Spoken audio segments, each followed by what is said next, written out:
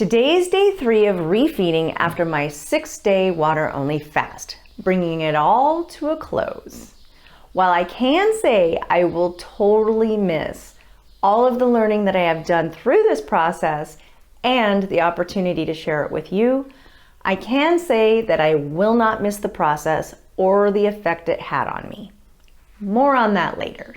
Today started out pretty much the same as it did yesterday. I slept pretty well. I woke up, took kind of inventory of what I was feeling. I feel pretty decent, almost completely normal. Got up, hopped on the scale, and it read 164 pounds, which I was really surprised by because that is the exact same weight that I was yesterday. I had thought that by now I would start gaining weight. I still expect that to happen over the next few days, but I will track that for you, and in about 6 weeks or so, I will do a follow-up video to this series to let you know where I'm at that point. My morning cup of vegetable coffee, aka vegetable broth, I started out with at about 5 a.m. and it was just as satisfying as it has been the last 2 days. And then around 10 a.m. I made another celery, carrot, apple juice. I'm gonna need to put the juicer away at some point because that juice is so delicious, and I do not think that needs to be a daily part of my life. I need to be ingesting something with some fiber in it as well, so one of these days I'll get the courage and put it away. At about noon, I made a trip to Target and finally got some of the green beans and snap peas that I have been dreaming about all series long. And when I came back, I, chopped the ends off of the snap peas, loaded them and the green beans into my steamer basket, steamed them for a few minutes, nice and firm, not smushy, and sat them out on the same plate that I used yesterday, just so you can kind of get an idea of portion size. What am I looking at? What am I eating? So I ate the green beans first because out of the two, they weren't the things I was most looking forward to. I was looking forward to the snap peas, and I don't know how you eat, but my personal preference is I eat from my least favorite thing on a plate to my most. Now, this is probably not a great thing to do if you're trying to not overeat and you have a tendency to put more on your plate than what you should be eating. Because the whole point is I want to keep looking forward to that. It's almost like the dessert part of my dinner. And so it does cause me to eat the things I don't love so much first, but there's an upside and a downside to everything. But I always save my favorite to last. So the green beans were okay. They cooked up a little funny. They didn't cook all the way through. They were nicely firm on the outside, but not smushy, but not crazy firm. But the inside beans just were still very dry. They were not the quality of the ones that I got before at Costco, which were bigger, beefier, tastier, but I wasn't making a trip to Costco. So I was a little underwhelmed by the green beans. The snap peas, I bit into the first one and something was wrong. And so I think I ate 1 or 2 and I was like, something is not right about these peas. They were not sweet at all. There was kind of a weird taste to them. Now, normally when I notice when snap peas start to go bad, they just get slimy, like green beans. All the pole beans, they kind of get slimy as they're starting to go, but there was no smell, no indication that there was anything wrong with them, but they were just terrible. And I had to throw them away. I was like, seriously? You gotta be kidding me. This is the one thing I have been totally looking forward to, these snap peas.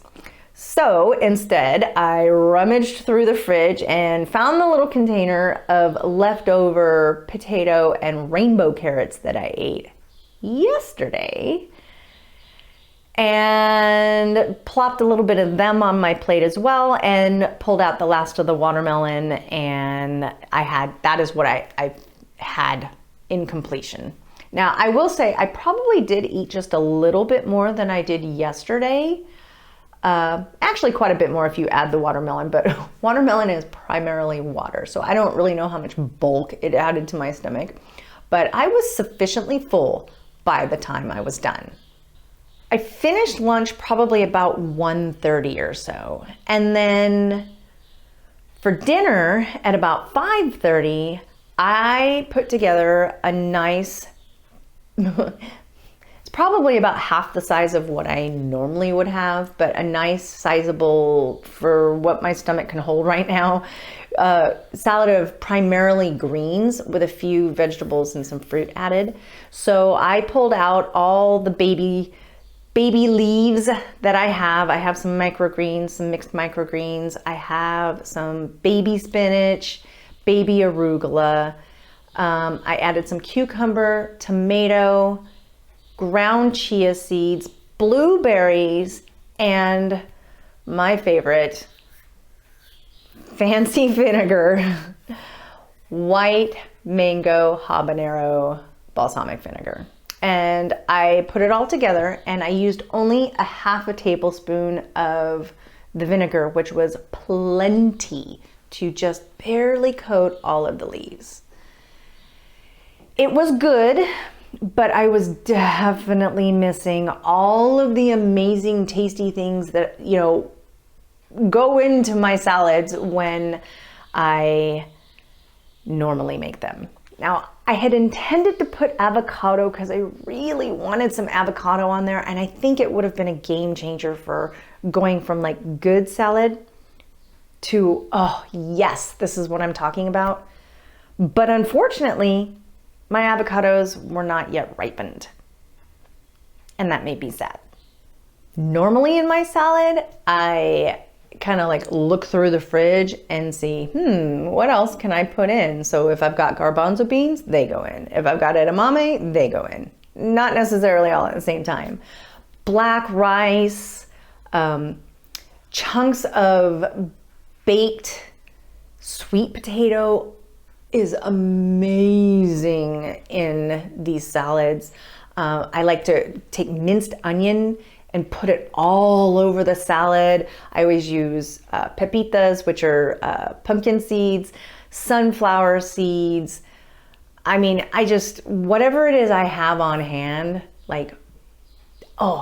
one of the most amazing things that you would have to make yourself because you can't buy it, that I love to put on my salads if I have made them, is dehydrated bell pepper. Wow. The flavor concentrates down so nicely. Super, super punch of flavor if you like that kind of thing. So I'm used to having that, or tofu chunks, and just any number of things that you can think of. Just throw it in your salad. Just, watch how much you're having, because sometimes at the end of the day when I'm eating that salad, I'm like, whoa, I put too much in this salad. But the thing I'm looking forward to most, and I will be having tomorrow, is beans. I love beans. I love all kinds of beans. And today for dinner, everybody else got black bean burritos for dinner, a chipotle black bean that I make. I will be saving some of those. I will be having some of them tomorrow. I failed to mention on day 2 for refeeding that there were a couple of things that I did and noticed and completely forgot to tell you about them. One is I did have fruit yesterday. If you're thinking, oh, well, you can have fruits and vegetables, why didn't you have any fruit other than the juice in the morning? I did. I just completely forgot to tell you about it. I had some watermelon in the afternoon as a snack, and then I also had a nectarine after my soup at dinner. The other thing that I noticed yesterday, and has kind of dragged on into today because I felt it this afternoon as well, is My energy stores, they are not lasting.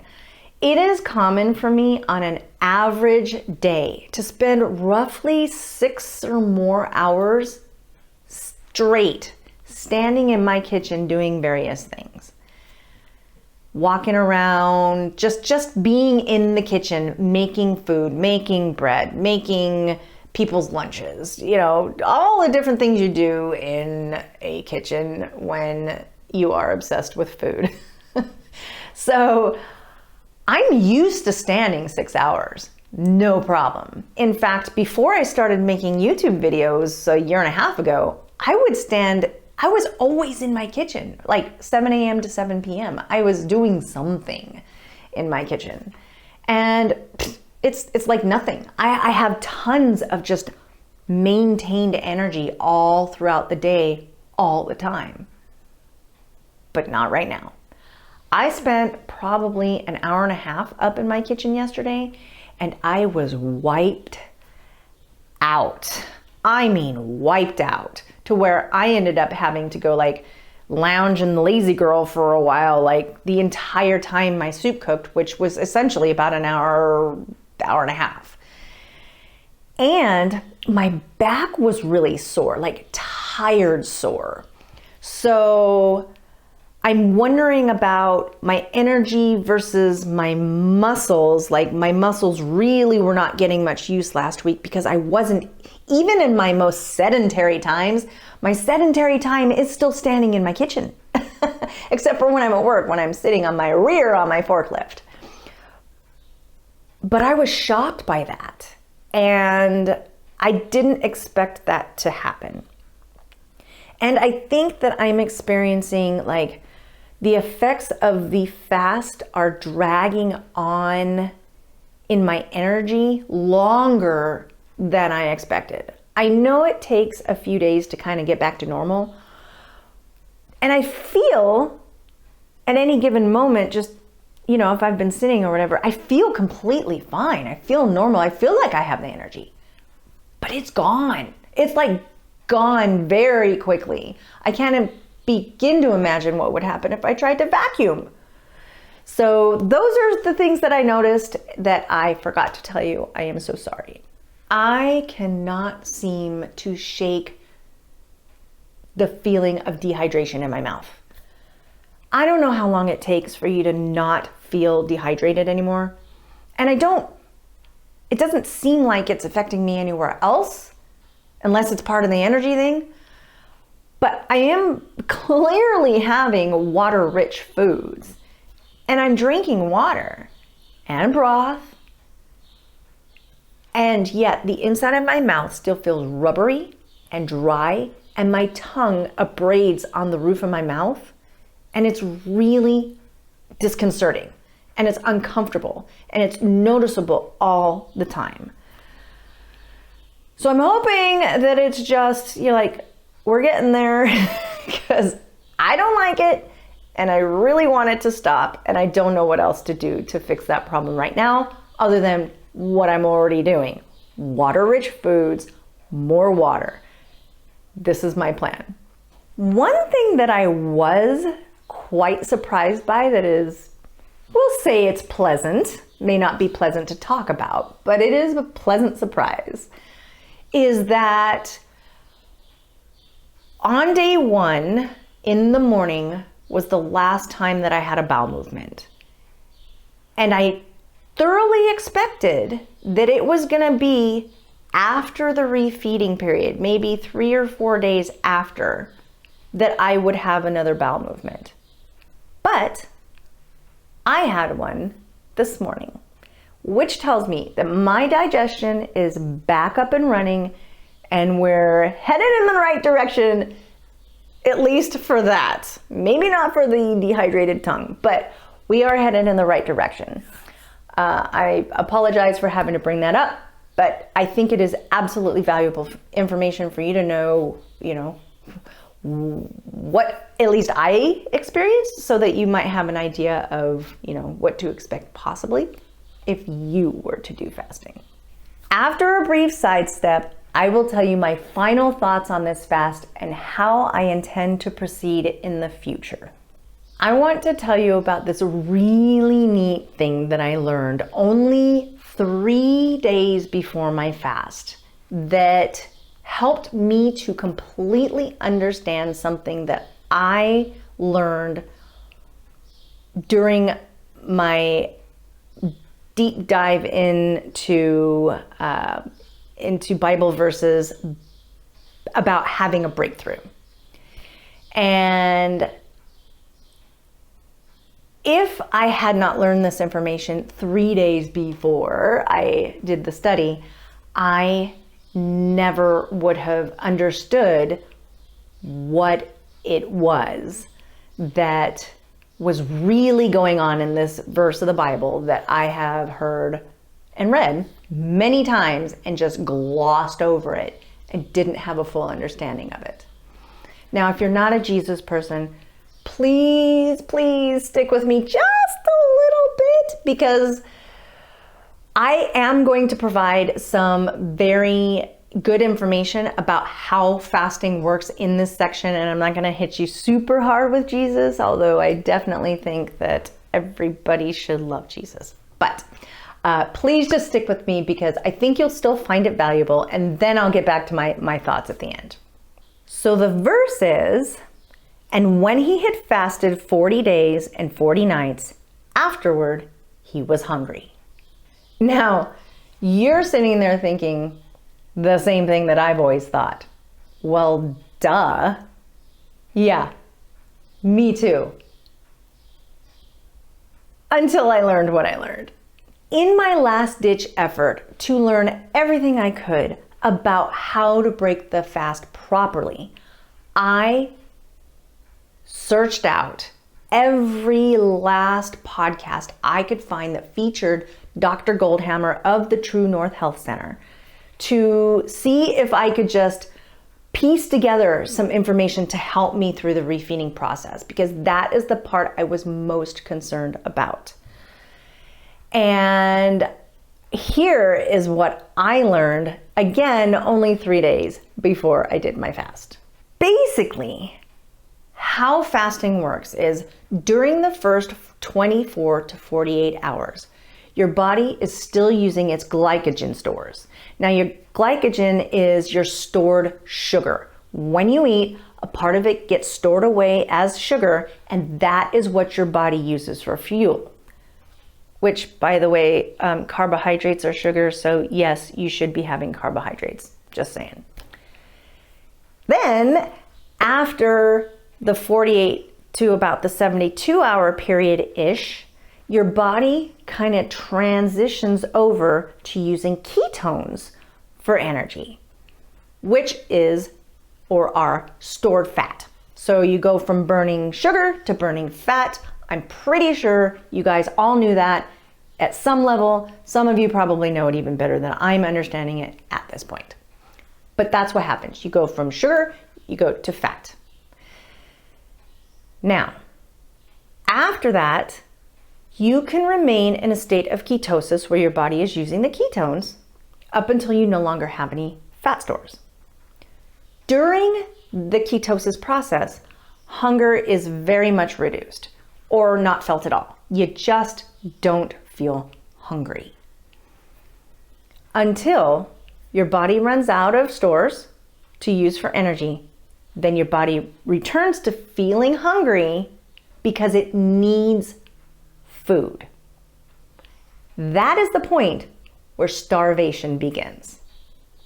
So, when I read that verse and it said, after 40 days and 40 nights of fasting, Jesus was hungry, he was literally starving. In the context of what he is doing while just after, what happens just after the fast, which is when he is tempted in the wilderness by the devil. We have probably always looked at that verse and thought, okay, well, and so he was hungry. No. He was dying, right? Starvation is the beginning process that leads to dying. The thing about starvation is most of us in the Western world, at least here in the US, most of us probably have never actually felt true hunger. So we say we're hungry all the time. We're feeling hunger pangs, but we're not actually hungry. Hunger is when you're starving. I thought that was super interesting information, and it literally made me cry. So hopefully you found it slightly informative and interesting as well. So now that it's all said and done, here is where my head is. I think going forward for me, for my body, I am going to have to be satisfied with a 2-day fast. I have done many 2-day fasts over the years. I know exactly what to expect from it. There are benefits of it. And I will probably do them strategically here and there. They're still not my favorite thing to do. I don't love starving for 2 days. 1 day is easy, I can skip, no problem. 2 days, this is starting to, you're starting to get into loopy territory, you're not acting right. So maybe once or twice a year, maybe quarterly, I don't know. But for me, I'm gonna have to do just the 2 days. Doing the longer fast with all of the way that I felt during, combined with the fact that my body said, stop, we're not doing 1 more minute of this, and the way that I have experienced the after effects, I just don't think is worth it for me to do again. Especially if the truth of the matter is, I probably should have stopped the fast earlier than I did. Hopefully I don't have any permanent damage from that. But in all likelihood, had I been monitored, I probably would have been told to stop fasting earlier. And if I'm going to suffer for 3 to 4 days, and in days 3 and 4 were really not pleasant, I just don't think that I'm going to find it worth it for myself. That's where I'm at right now. And now that I have done it all the way through, I am completely finished. I am so completely finished that you don't even know that I'm actually recording this the next morning, which is why I have tea instead. Fancy decaf black tea. Anyway, now that I have done it, I've gone through it, I've experienced everything, I've chronicled it, I have learned from it. I love the experience that I had as far as I understand some things now, definitely about my own body, how far I can push it, all of these things. I do have to say that I absolutely, like the experts, completely recommend not doing a prolonged water fast unless you are being monitored. The only places that I know of that have the ability to do that, at least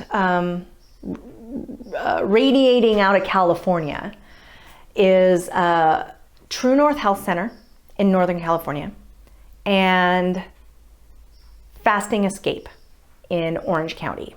Now, I did contact both of them ahead of time. True North is a little bit pricier than the Fasting Escape, but they're not so crazy far off from each other. But the Fasting Escape doctor that's there, he actually trained with the True North Health Center under Dr. Goldhammer. So to me, they are kind of one and the same. And my plan was to use Fasting Escape. Unfortunately, the funds got diverted and then I wasn't able to do that. But if I were to, in the future, change my mind about fasting, prolonged water fasting for many days, I would not do it again on my own. The largest predictors of our health come from the little choices we make every single day. Primarily, what it is we're choosing to put in our mouths. And that is what takes the real dedication. Somebody might talk to me and look at me and say, wow, you didn't eat for 6 days? How did you do it? And the truth is, yeah, okay, I like a challenge and I wanted to learn some stuff. And, I definitely wanted the benefits of it. I lost that inch in 6 days, an inch around where my visceral fat is. I do believe I got the benefits from it. But as amazing as that might seem to somebody who has never done it, or maybe even to someone who has, the real challenges are the choices that we make every single day. And our mindset as we're making these choices. It's cumulative. It's not the 7 days of what I did that make all the difference. The 7 days of what I did maybe help kickstart, add a little fuel under the fire, promote, right? But they are not where all the benefits come from. The benefits come from every bite you put in your mouth. Now I say every bite, but I don't mean every bite, okay? I am not gonna be that strict. It's just not gonna happen. If I have learned one thing over the last, say 2 days of actually eating real food with no salt, no oil, no sugar, nothing to aid it, I don't like it. In general, I need a little help with these things. And that little bit of help helps. The other thing is I think that the occasional, and I do mean occasion, as in there is an occasion to do it. It is planned and your head is okay with the choice that you make, because unfortunately, in a lot of cases, most cases, in my case, what usually happens is you aren't planned, you aren't prepared, and you, in the moment, make a choice to eat something that is not in the plan, and then your brain suffers from it. So if you plan to eat something and you're okay with it, and you know you're deviating for one little bit for an occasion, I think you will have a much better chance. This is what I did. Over the last 3 months, I have eaten exclusively what I have been calling an anti-inflammatory diet, which is basically vegetables, fruits, whole grains, rice products, no meat, no dairy, no packaged food of any kind, no white flour, all of those things that we love to eat and we know that are terrible for us. But one day, on cameraman's 18th birthday about 2 weeks ago, I planned to eat the deliciousness that I was making him for dinner. And that was my family's coveted grilled cheese sandwiches. I do amazing things to grilled cheese. But every part of the grilled cheese sandwich is not something that was in my plan of eating overall. I also had Cinnabon for dessert, and I will tell you, it was amazing. I did expect I was gonna feel a little bit bad after I ate it, but I didn't feel bad, but I did eat it a little too close to going to bed and noticed that it was still completely not digested in the morning because I was burping up delicious grilled cheese, delicious grilled cheese sandwich all the next morning. In the past years and decades of my food experience, when I was being good and somebody offered me something like the delicious Cinnabon or Starbucks or, like, hey, let's go out and eat French fries and that kind of stuff. I just look at them, or offer me a donut. I love donuts. Okay. I would look at them and say, I can't eat that. I have since changed the way that I speak when that type of occurrence happens. Our words are extremely important. And if we don't use our words to help us move forward in life, it will cause us to move backward. And so all those years of saying, I can't have that, did not do me any service to help me move forward. I have since changed my wording. I don't know who I heard it from. I'm not going to say I came up with this on my own. I heard it from somewhere. I now say, I choose not to eat that. Now, it comes not naturally. It does not naturally come off the tongue, because normally we kind of operate from a mindset of things are out of our control. And when we say I can't have that, that means something else has control over you. When you say I choose not to eat that, you have the control, because you do choose whether you're going to eat the thing or not. And I notice that as I say it more, I get more comfortable with it. And when we say, oh, I can't have that, there's a connotation to it that's like, you should feel sorry for me, right? Oh, I can't have that. Like we're victims somehow. And I don't see that as being a valuable thing to perpetuate. So I have removed it as much as possible. Every once in a while it slips out. In fact, I almost said it here.